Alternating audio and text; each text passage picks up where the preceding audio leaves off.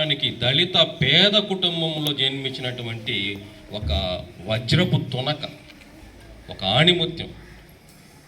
కుల వర్గ విభేదాలు తీవ్ర స్థాయిలో ఉన్న రోజుల్లో, స్వాతంత్రానికి పూర్వం కులాల యొక్క ప్రాధాన్యత విపరీతంగా ఉండేది మన సమాజంలో. ఉన్నత కులాల వాళ్ళకు మాత్రమే గౌరవ మర్యాదలు, వెనకబడిన కులాలు అంటే ఎస్సీ ఎస్టీలని తక్కువ చూపుతో అవమానకరంగా చూసే సందర్భం ఉన్న రోజుల్లో అటువంటి కుటుంబంలో ఎటువంటి గౌరవ మర్యాదలు, గుర్తింపు, ప్రోత్సాహం లేనటువంటి పేద కుటుంబంలో జన్మించిన ఒక వ్యక్తి, దళిత కులానికి చెందిన వ్యక్తి దామోదరం సంజీవయ్య గారు. పాపం తన ఒక అదృష్టమో దురదృష్టమో కానీ తాను జన్మించిన 3 రోజులకి, పుట్టిన తర్వాత 3 రోజులకి తండ్రిని కోల్పోయినారు. చిన్నప్పటి నుంచి ఎన్నో కష్టాలు పడ్డారు. అసలే వెనకబడిన కులం, ఎటువంటి ఆదరింపు లేని కులం, దానికి తగ్గట్టు తండ్రిని కోల్పోయారు.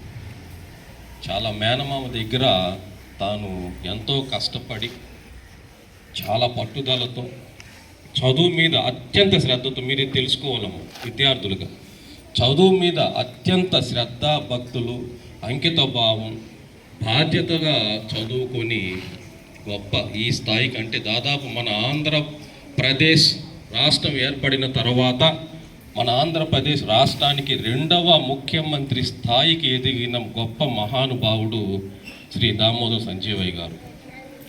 వాళ్ళ స్నేహితులు ఒక మాట చెప్తారు వారి గురించి.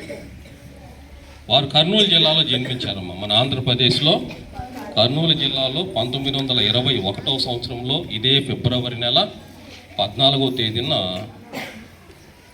పెద్దపాడు అనే గ్రామంలో జన్మించారమ్మ. మీకు కాసింగాడి కుప్పం ఎలా మీ గ్రామమో, వారి గ్రామం పెద్దపాడు అనే గ్రామం. ఏ జిల్లాలో మాది? కర్నూలు జిల్లాలో.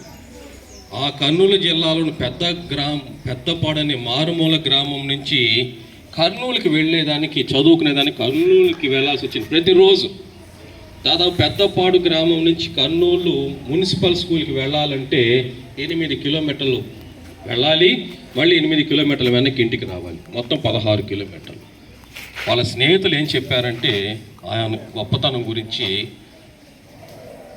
ఒక మారుమూల పెద్దపాడు అనే ఒక మారుమూల గ్రామం నుంచి ప్రతిరోజు రాను పోను 16 కిలోమీటర్లు నడిచి వచ్చిన ఒక వ్యక్తి, చిరిగిపోయిన వస్త్రాలు, దుస్తులు వేసుకొని స్కూలుకు వస్తున్నటువంటి ఒక వ్యక్తి, మధ్యాహ్నము ఉదయం తినడానికి జొన్న రొట్టెలలో కారం పెట్టుకొని దాన్నే పంచభక్ష పరమాణాలుగా భావించి తిన్న అతి పేద వ్యక్తి ఆంధ్రప్రదేశ్ రాష్ట్రానికే ముఖ్యమంత్రి అవుతాడని మేము ఎప్పుడు ఊహించలేదు అని వాళ్ళ స్నేహితులు ఆయన గురించి గొప్పగా చెప్పారు. మరి అంత కష్టాల్లో ఉన్న వ్యక్తి అంత గొప్ప స్థాయికి, అత్యున్నతమైన స్థాయికి వెళ్ళాడంటే అది ఎలా సాధ్యమైంది? ఆయన యొక్క విద్య, ఆయన యొక్క పట్టుదల, ఒక నమ్మకం, కఠోర శ్రమ, నిజాయితీ, అంకిత భావం, బాధ్యత, ఇవన్నీ కలగలిసి ఉన్న వ్యక్తి కాబట్టి ఆయన వెతుక్కోకపోయినా ఆయనకి అవకాశాలు ఎదురొచ్చాయి. అతి చిన్న వయసులోనే ఎమ్మెల్యేగా అయ్యారు. మన ఆంధ్రప్రదేశ్ రాష్ట్రంలో 3 పర్యాయాలు మంత్రిగా పనిచేసి ముఖ్యమంత్రి కూడా అయ్యారు. కేంద్ర స్థాయిలో కేంద్ర ప్రభుత్వంలో 3 ప్రధానమంత్రుల దగ్గర మంత్రిగా పనిచేశారమ్మా. మన ఉమ్మడి మద్రాసు రాష్ట్రంలో చక్రవర్తుల రాజగోపాలాచారి అని ముఖ్యమంత్రి దగ్గర మంత్రిగా పనిచేశారు. ఆంధ్ర రాష్ట్రం ఏర్పడిన తర్వాత టంగుటూరి ప్రకాశం పంతుల దగ్గర కూడా మంత్రిగా పనిచేశారు. ఆంధ్రప్రదేశ్ ఏర్పడిన తర్వాత నీలం సంజీవరెడ్డి గారి దగ్గర మంత్రిగా పనిచేశారు. మన ఆంధ్రప్రదేశ్కి 3 పర్యాయాలు మంత్రిగా పనిచేశారు. ఇదే విధంగా దేశం మొత్తానికి కేంద్ర ప్రభుత్వంలో కూడా 3 ప్రధానమంత్రుల దగ్గర మంత్రిగా పనిచేసిన అత్యంత ప్రతిభాశాలి అతను.